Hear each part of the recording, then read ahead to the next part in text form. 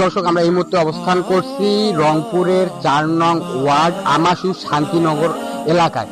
এই আমাশু শান্তিনগর এলাকার যে প্রতি বাৎসরিক যে ইজতেমা আছে, সেই ইজতেমাটি এবারে আজকে সকাল ফজরের নামাজের পর থেকে শুরু হয়েছে। প্রতি বছরের ন্যায় এবারও কিন্তু এখানে প্রায় 50,000 অর্ধ লক্ষ লোকের আগমন রয়েছে। রংপুর ছাড়াও বিভিন্ন এলাকা থেকে যেন এখানে অনেক ইসলামপন্থী লোকেরা, ইসলামকে ভালোবাসে এমন লোকেদের কিন্তু আনাগোনা শুরু হয়েছে আজকে থেকে কিন্তু এখানে আজকে থেকে কিন্তু শুরু করে আরো 3 দিন ব্যাপী এই ইজতেমাটি হবে।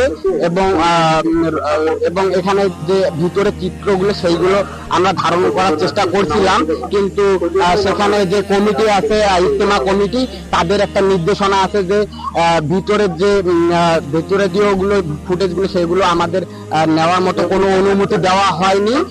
এবং ইজতেমাতে শুধু রংপুর জেলা না, রংপুর জেলার যে উপজেলাগুলো আছে এবং রংপুর বিভাগের যে 8টি জেলা আছে, সব জেলা থেকেই কম বেশি মানুষ আসা যাওয়া শুরু করেছে এবং প্রায় অর্ধ লক্ষ মানুষের আগমন এখানে হয়েছে।